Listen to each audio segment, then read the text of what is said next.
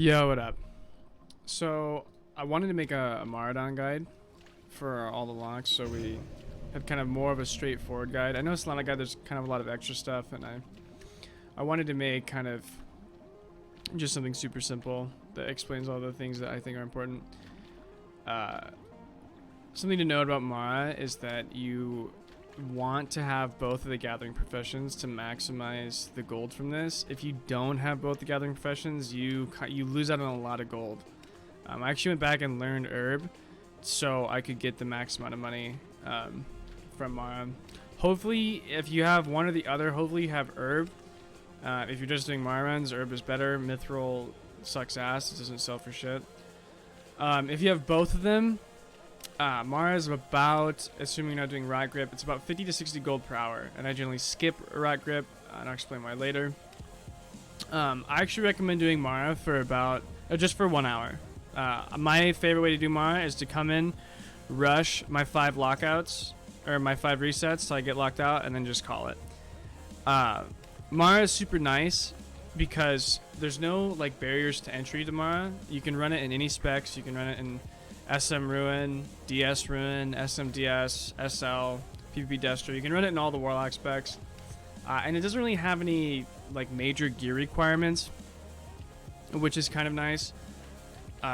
So Mara, I think Mara is a good, if you don't have the gear to do jump runs, or you're not DS SM or SMDS for jump runs, then Mara is a pretty solid alternative. The main thing I wanted to show here was pathing for Mara, and how to do the bosses. So if you have, assuming you have both gathers, to do this first room, you just run in a straight line. So nodes will spawn on either side of the room, and if you just swap between the two, you'll see both the nodes. I'm not gonna do stopwatch. If you're not doing Princess, or if you're not doing Rock Grip, and you're doing just Tinker Princess, it'll be about an 8 to 10 minute run, depending on your gear. So I have 450 Shadow Power, so my runs go pretty fast. If you don't get a bunch of nodes and stuff, nodes are what take up your time. It's about an 8 minute run. If you get a bunch of nodes, it's 10 minutes. If you add Rock Rip into the equation, it wow. Lord only knows, it would become like 14, 15, I don't know. Rock Grip kind of takes a while. He's a pretty, I don't think he takes 5 minutes.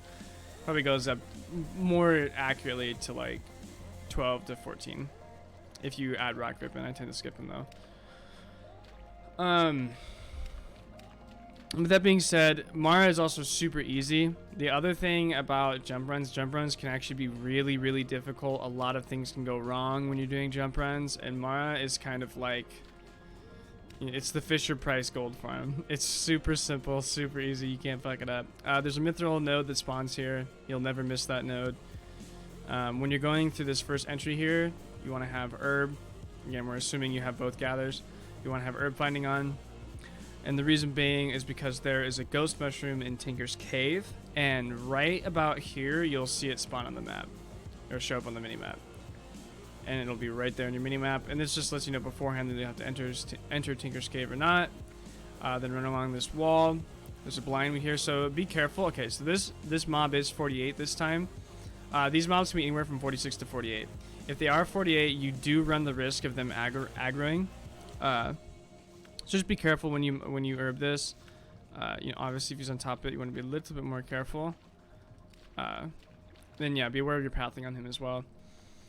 And then the next node you'll be looking for is the ghost mushroom up by landslide, rock slide, whatever the fuck his name is. I think it's landslide, I don't know. Anyways, when you enter this room, you'll want to swap to minerals, mainly because there is a node that spawns in this corner. And other than that, you can kind of just freely swap between the two. There's no real pathing in this room, mainly because you'll see all the nodes regardless of where you're at. And nodes pretty much determine the pathing for this. So before we start Tinker, one thing to know about Tinker, and just the bosses in general, is swapping between Curse of Agony and Curse of Doom, or rather an amplified Curse of Agony and Curse of Doom. So I think the mark is probably around like 350 spell power. Now, to be honest with you, I pulled that number out of my ass, and I have no idea if it's true or not. It's just kind of like my guess if I had to pick one. Assuming that threshold isn't totally made up and has some sort of accuracy, beforehand you'd want to run Doom, because you're not going to kill Tinker very fast, and then if you're after the fact, then running Amp Agony I think is the better call here. Mainly because the fight just won't last. The fight generally doesn't last a minute or longer than a minute. So Curse Doom actually takes longer to kill him. So another thing to note before we start is there's a mining node that is right here in his cave, and you can see it at the cave entrance with fine minerals, so you don't have to go all the way in. Okay, so pulling Tinker. There's mobs that will pull from this pat, or the pat right here. You don't have to give a shit about them at all. You just pull him. He can walk right through them. You can walk right through them. So what I'm going to do here is I'm going to attempt to demonstrate the Jiggle Peek. Okay, we got the bomb. You can Jiggle Peek Tinker to get him to do his little Fire Breath sooner rather than later. If you catch him on his Fire Breath, you can get 3 Shadow Bolts without taking damage. Actually, you'll take a shot, but who gives a fuck. When he starts his Fire Breath, you can either do 2 Shadow Bolts and an immolate, or you can do 3 Shadow Bolts. I tend to do 3 Shadow Bolts because I have so much Shadow Power that I think it's actually worth. Okay, so right here. You want to kind of Jiggle Peek him the whole time. He seems to do more Flame Breath if you Jiggle Peek his ass. I don't know why that is. So I'm going to kite all the way back, and actually he's dead here. I'm just going to fuck it. So that's Tinker. If you have less amounts of spell power, right, you have to pull him like normal. You bring him all the way up here. Do the drop down strat I did. You see right here, you'll run all the way back. You'll LOS him the whole time, letting him dot. You'll have to run through him again and come back around. But that's if you're in brand new starter gear or whatever. You probably won't need to Hellstone against him, but I mean, you never know. Shit can happen. Or shit can go wrong. So, a note on pathing here. Be very careful. I get really lazy right here, and I've actually died here. Because I just fucking walk and I don't give a shit. And these things, again, 46 to 48 is the spawn range. And either these guys can be 48, and they will pull to you if you just mindlessly walk on top of them. I recommend if you do pull the mobs, if you have a soulstone up. I don't have a soulstone because I'm not really worried about it.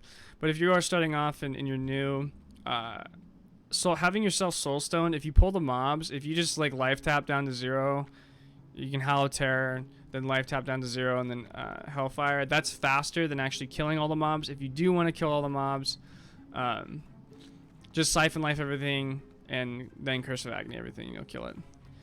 Be careful about these guys. These little things, I don't know what it is, but these things aggro all the fucking time. These things have wiped me more than anything else. String on fine herbs. There's a blind weed that spawns there. There's no real threat. And then, yeah, there's a fucking a ghost mushroom up by Rockman. Other than that, there's no real notes. This is actually a pretty good run. How long is a Tinker kill? Okay, so that's a 59-second Tinker kill. That's a pretty good one. Swap to mining from here on out. There's only 1 herb left, and you'll see it by Tinker, or by Princess. And then there's a mithril node at the bottom of this bridge. Or like it spawns like right here. So things to note about Princess. Okay, so the mithril node did spawn, so I'll show you guys how to get that, and now I'll include a rack rip kill. So things to note about Princess. The first thing that you will need is this boot enchant. You're gonna need this boot enchant to kite her effectively. If you maybe can do it without it, I've never actually done it without it, so I don't know. But I do recommend that boot enchant. It helps a lot. Here's the blind weed spawn, by the way. So I'm gonna walk before we pick it.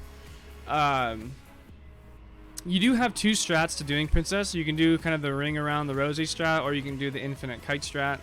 I prefer the run around the ring strat, mainly because it's just less obnoxious. Also, it seems to be a little bit more forgiving. If you kind of fuck this up, you can fuck yourself. So I like the running around one. To note about Princess, the longer you stay away from her, the more she kind of queues up autos. And when she connects with you after like, you know, a minute in of the pull, she'll auto you like a gazillion times. She does like 3k damage. So just be aware of that. This is the like optimal spot to pull Princess, by the way. You want to pull her from like pretty much right here. For whatever reason, this just seems the best. So you want to send your pet in immediately. A lot of this fight is a pet juggle, and that kind of is how it's where the whole thing revolves around. Also, I open with Doom here because this fight generally takes longer than a minute. So no, the moment she drops you off target and she targets your pet, that's how you know that she's performing your AoE. If you don't have some add-on that tells you, which I don't.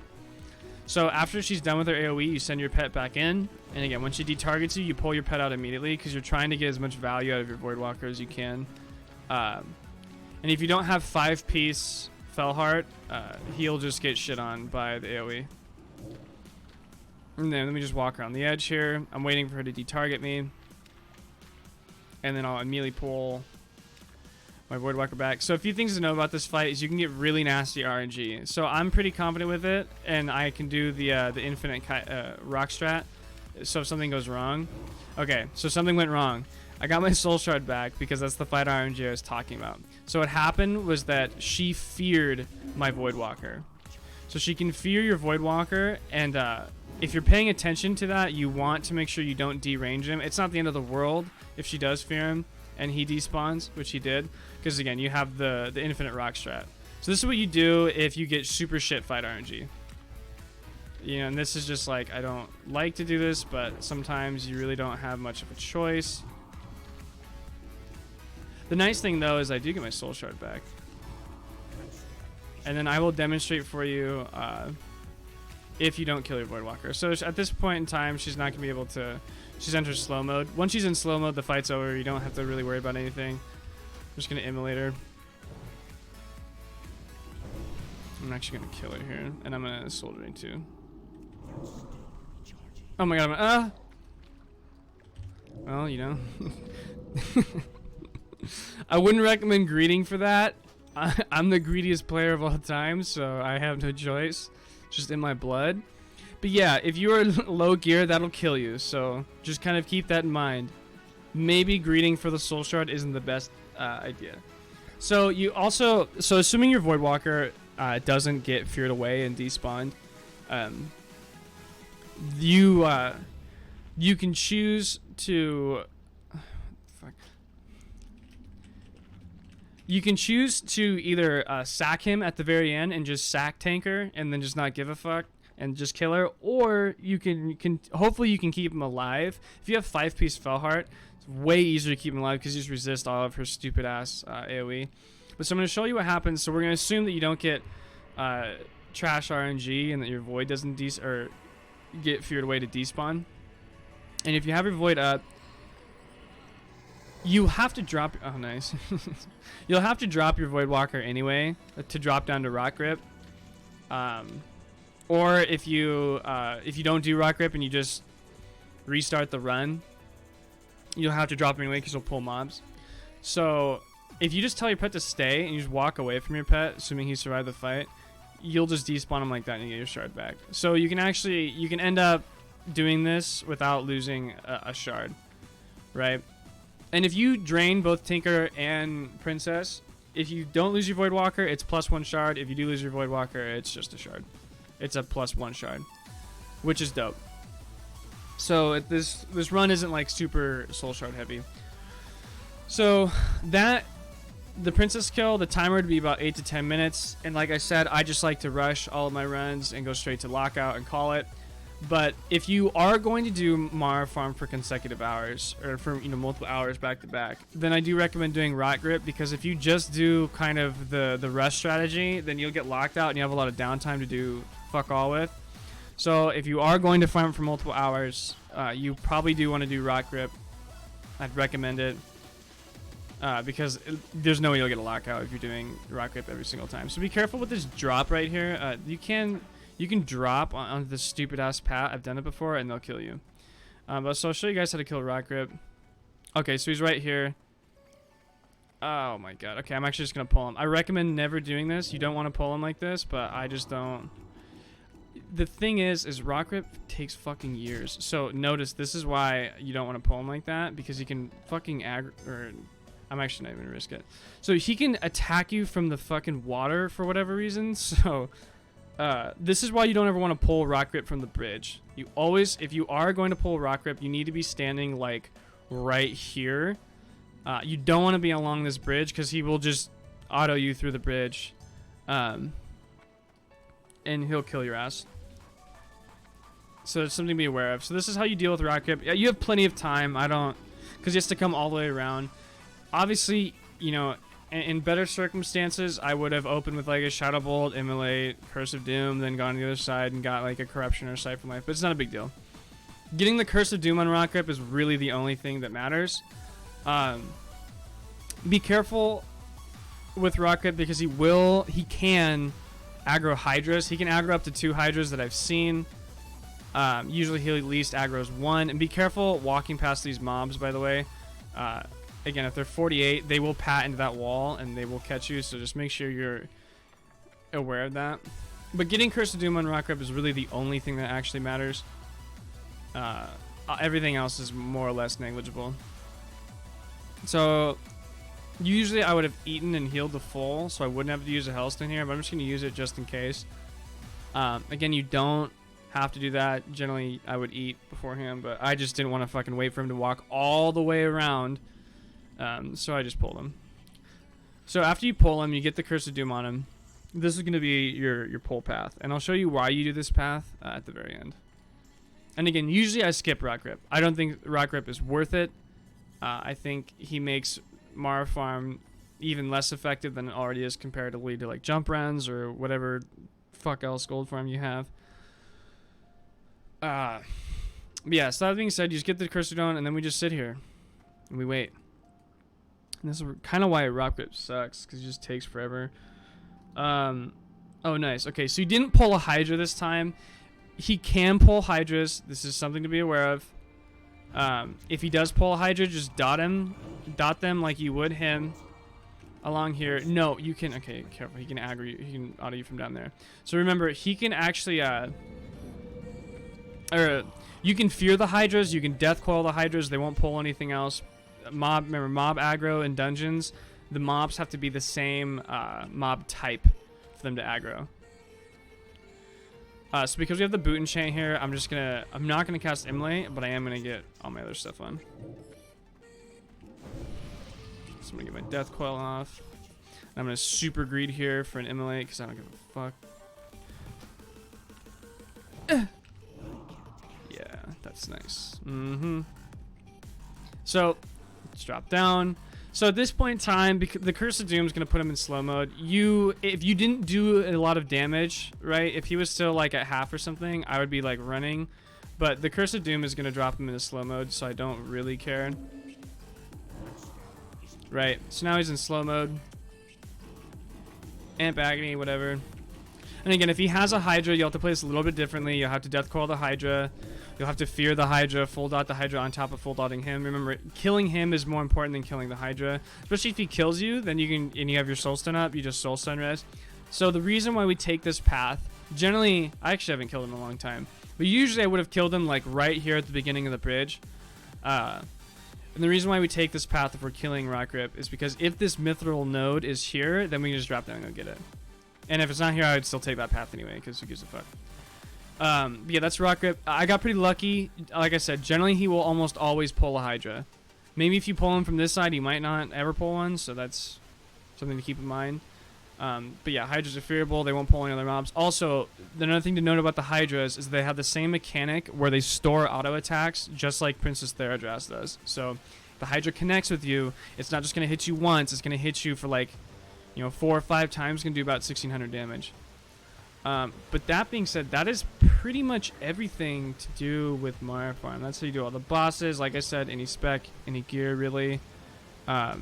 Note, I'm prioritizing Shadow Power here. I have like Eye of the Beast and like Felhar Gloves and stuff. But since most of your damage is dots, Shadow Power is the only thing that really matters. Boot enchant, like I said, it's about 50 to 60 gold an hour. And that's pretty much it. All right, I will catch you later. Deuces.